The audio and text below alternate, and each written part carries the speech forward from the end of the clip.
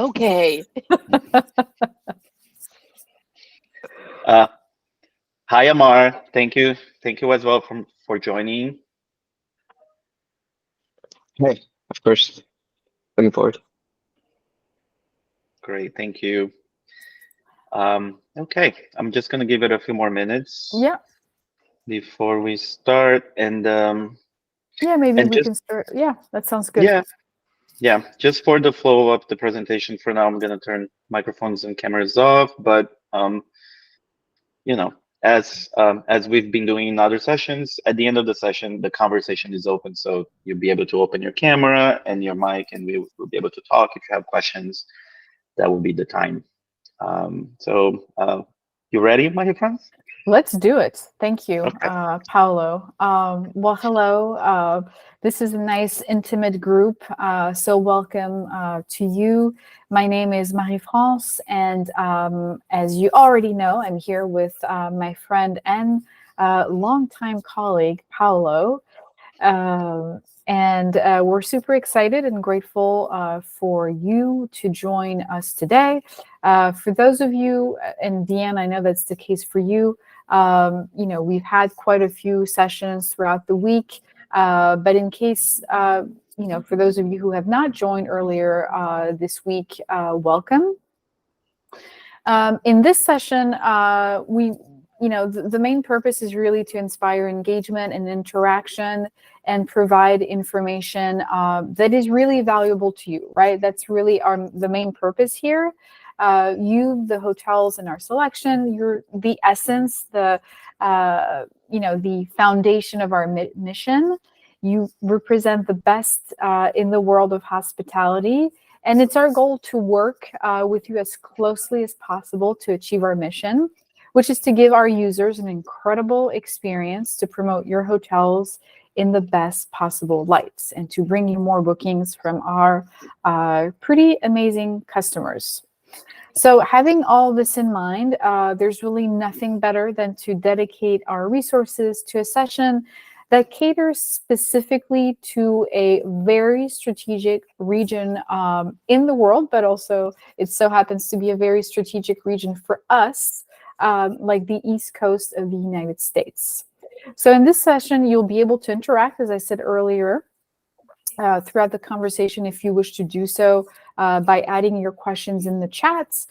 Feel also comfortable raising your hand if ever you have any points that you would like to bring up during this presentation. And we will reserve a few minutes at the end of the session for specific questions that we potentially were not able to come across or answer, I should say, during the course of this presentation. So I hope you enjoy, and Paolo, the floor is yours. Thank you, Marie.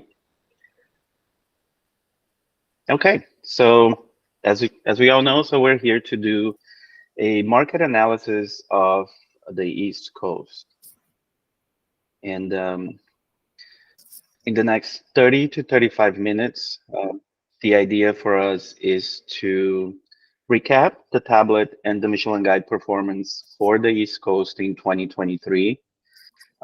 Take a look at the takeaways that we can from this data and consider what to expect for the next year.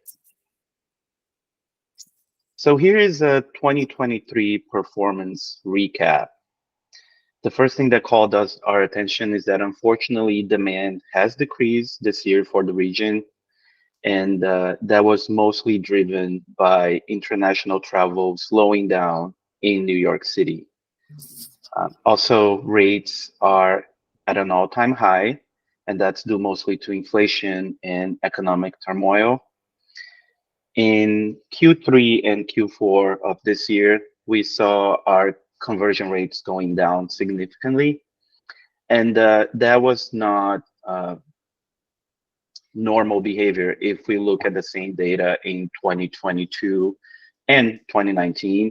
And it was a bit surprising because conversion rates were going up and they were higher than 2022 in the first half of the year. Now, on the bright side, we have good news as well.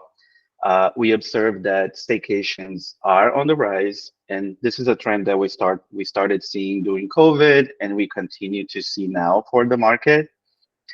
And while we're seeing that demand is weaker, that doesn't mean that we're not getting bookings. At more importantly, we're seeing that the highest booking values that we are receiving are coming from the top 3 markets in the East Coast. So let's take a look at it. So first, let's start with demand. And so how was the demand for us this year? As I mentioned, unfortunately, the recovery that we started seeing in 2022 stalled in 2023. Searches for the region were 18% lower than what we saw in 2022 and 38% lower than 2019. As I mentioned, a lot of it has to do with the decline of international travel to New York City, as New York City has been historically such a major producer in our channels. And so obviously we had conversations internally, and we're trying to understand more about this, not only from our data, but from macro data as well. And one strong example that we found is, or was, the decline of international visitors at Empire State Building. This year, they made only half of the number of 2019. Now, looking at rates, this year compared to previous years, we're seeing that hotel rates have remained high, and they are in line with last year. But compared to pre-pandemic levels, they are 33% higher. So as you can see on this chart, like the rates that we have now and that we had in 2022, they never touched the rates that that we had back in 2019. And as for conversion rates, we're seeing that in Q1 and Q2 this year, they were strong and actually higher than 2022, as you can see in the red line. So we were optimistic about a continued recovery post-pandemic, but they did drop significantly in the spring and early summer, and that's a behavior that we did not see in the previous years, as you can see in the graphic. Factors that we believe that played a role in this decline, again, is the rates being so high and saturated, the economic uncertainty, and interest in booking alternative destinations. Also, we saw the decline of international travel coming to the East Coast, most specifically to New York City. And Paulo, you bring up a great point back to international travel lessening rates in 2023. And, you know, this is anecdotal, but however, I know of multiple European travelers that have come to New York as an example, and who just immediately mention this is so expensive. You know, the trip is becoming, for a trip that was just meant to visit New York because they wanted to, they realize, oh my gosh, this is way out of my budget. So it becomes this really significant expense, which of course, and primarily due to the fact that the exchange rate is in favor of Americans and not in favor of Europeans right now. So yeah. Right. Yeah, I was about to say that. So it's for them, it's for Europeans, mostly outside the UK, it's better to travel somewhere else. The dollar Absolutely. Yep. Yeah. For now, but let's see what's going to happen. We're hoping that changes. Mm-hmm. Looking for bookings, as we're talking, New York City is so important to us. So 81% of the reservations that we received for the East Coast were concentrated in major metropolitan areas. You can see on the graphic that New York City has the biggest piece of the pie with 65%. Also, Miami and Boston have some notable bookings. And for New York City alone, because they have such a big part of the market share for us, the rates can go either way. So if the market is behaving in a positive way, that brings our production up really quick. And if the market is not so favorable, our production comes down. So we believe that if rates decline in New York City in 2024, we're going to see a significant increase in bookings and a significant increase for our channels. But we're also looking closely into the conversation about the ban of Airbnb in New York City and how this will affect rates in 2024. Um, Obviously, there is a big market share of there is some overlap there between uh, home rent, short-term rentals, and hotel stays. And we wonder if that demand now goes straight to hotels, how will that affect rates? If rates still going to go up, and so how is that going to affect the market? Um, Also, just a quick mention, but it's great to see the Hudson Valley, Charleston, and Philadelphia gaining some market share. It doesn't seem like a lot, but a percentage, especially having in consideration that we don't have that many hotels in these destinations, means a lot. It really does. And you know, Charleston always keeps being the I think it's nominated almost, I think, every year as the best city to travel to, from according to Travel and Leisure. Just a little something, yeah. Yeah, and our hotels are really great there. We will have some good news for Charleston in this slide, which is so now some good news for us. We mentioned that conversion rates and demand have taken a hit due to increased rates, but we are seeing all-time expensive bookings being made in our top destinations. So our ADR is up. It's significantly higher than 2019, and it's up compared to 2022 as well.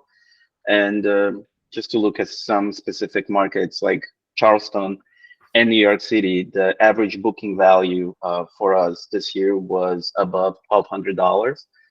In Miami is above $1,000, and in Boston is above $900.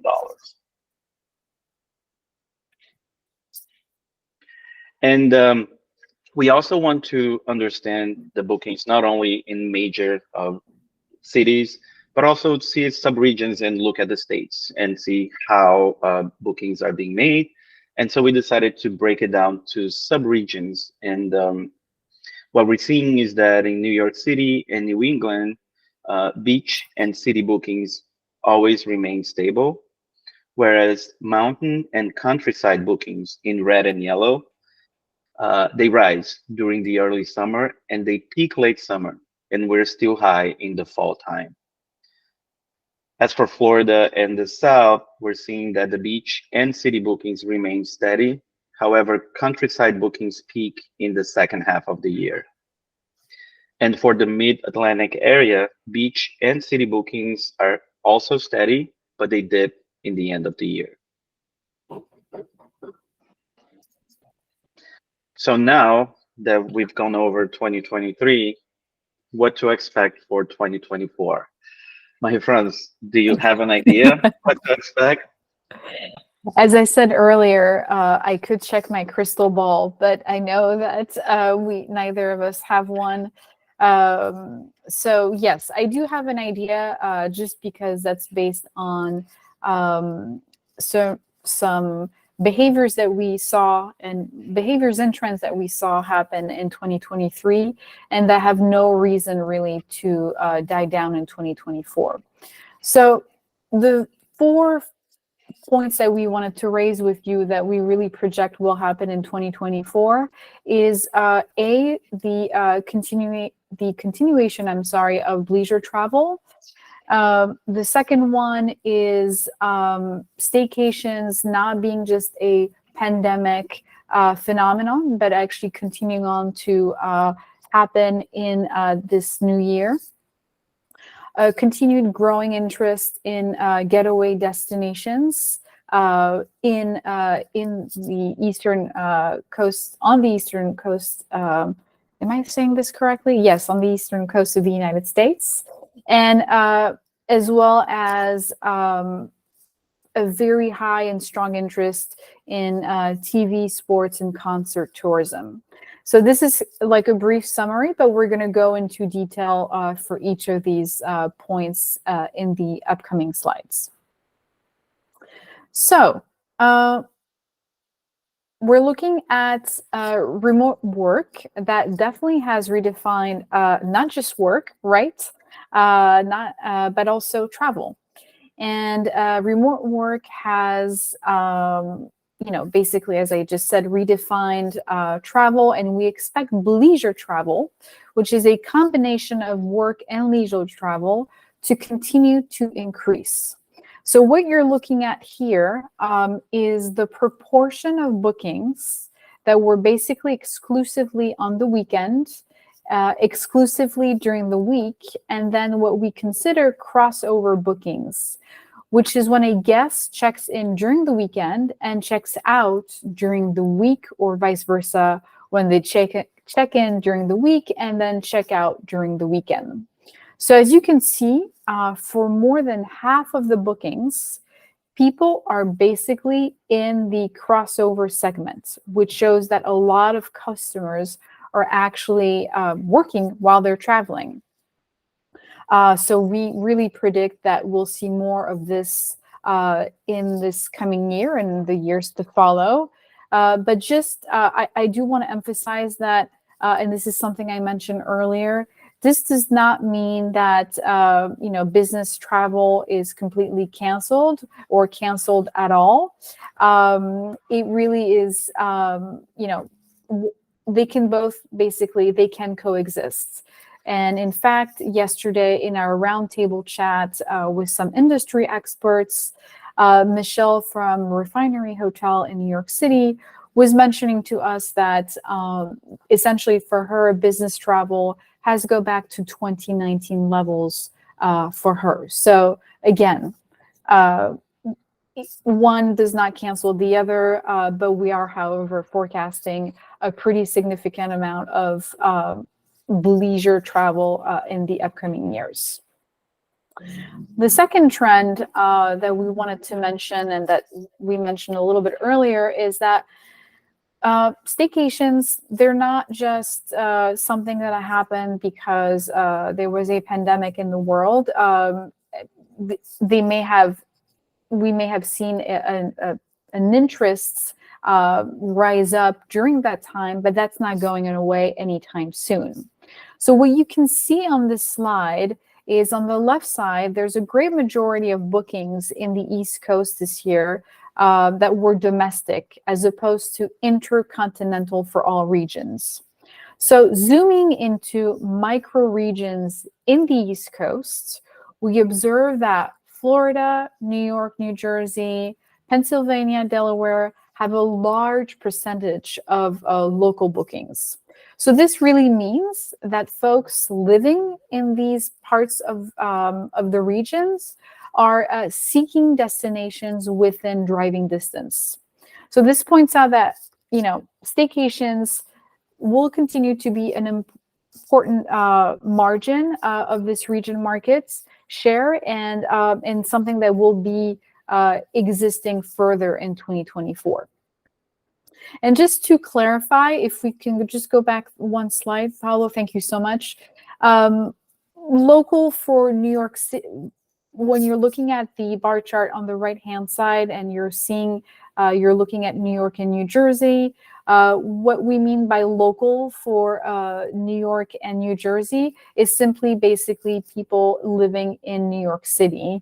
And obviously folks that belong to the New York, New Jersey color grade, those would be folks living, for example, in Buffalo, Emenia, upstate New York, etc. So just for you to know. Another phenomenon another interest that will continue to be on the rise next year as well is this growing interest in getaway destinations. So in New York, we're seeing an increase in searches for upstates, such as the Hudson Valley, Lake Placid area, and the Hamptons. Keep in mind also, and I think it's really important to point out, and Paolo mentioned that actually this as well for Charleston, is that whatever amazing properties we have in our selection will of course play a role in generating an interest in searches on our end. So just be mindful of that when we put forth data of this sort. And we're also observing the same pattern in New England, in New England, where we're seeing increases in the Berkshires, Cape Cod, and other coastal towns. So, and then of course, we don't want to forget Florida. We're seeing a similar pattern too for getaway destinations. In Florida specifically, we're seeing an increase in Orlando and in beach towns like Key West, Palm Beach, Naples, and in the Southeast, we're seeing an increase in major cities. I think one interesting point that you mentioned, Maria France, is that a lot, and it's part of our curation, is that a lot of our hotels become the destination. So it's Yes. the destination unto itself, and that is really great. That is a testament of the selection that we have. And so this maybe some smaller towns that are receiving that many bookings, this is because of these hotels that we selected in the area. It's such a great point, Paulo, because to be honest, I, as a traveler, that is something that I do as well. You know, I have discovered places, specifically, actually, I would say, on the East Coast of the United States based on properties, right? And so that's a very, very good point. Yes. Okay, so this may seem a little confusing, but I assure you it's not. Basically, here is a list of events that are happening in your area, in our area, I should say, because Paula and I are both in this area as well. Next year in 2024. And so you'll see the top sporting events as well as, top concert venues. And it's important to monitor because they have, we anticipate an increase in sports tourism and in music tourism based on what we've observed in 2023, but also on what we know is going to happen in 2024. So for instance, we put in here, obviously, the US Open in New York City, the Boston Marathon, some of the golf tournaments in the more southern part of the East Coast. And then lastly, what I did want to mention is that in terms of music, this is something that was dear to us and seems perhaps a little bit foolish to mention, but not so much, because from an economy standpoint, it's a game changer. So we added here the Eras Tour. For those of you who may not be familiar with it, obviously Taylor Swift, this mega superstar who started her Eras Tour in 2023 with a few dates, in the United States, and she has quite a few dates available in 2024 in Europe, but also on the East Coast of the United States, notably Miami and New Orleans. The reason why we mention this is because, given the context, it's basically an event that has boosted, at least from what we saw in 2023, the US economy by $4.6 billion. This is nothing small. It's a major event. So something to anticipate for next year as well, for cities like Miami and New Orleans as well. And the one last thing that I want to mention, because it's not super highlighted in here, but TV tourism. In our previous sessions this week, we were chatting about this next generation of travelers being heavily influenced by social media and pop culture. And we shared a survey that we found through American Express. Well, that was, conducted by American Express in 2023. And in that survey, 70% of Gen Z and millennial respondents agree that they have been inspired to visit a destination after seeing it featured in a TV show, news source, or movie. So again, keep that in mind. And obviously, many of the cities that are in the East Coast of the United States are somehow featured, in some of the TV shows or social media platforms that these Gen Z and millennials are paying attention to. And now, well, here we are. You're probably wondering, okay, so that's great. I know what's going on in 2024, but what can I do on my end to optimize my listing?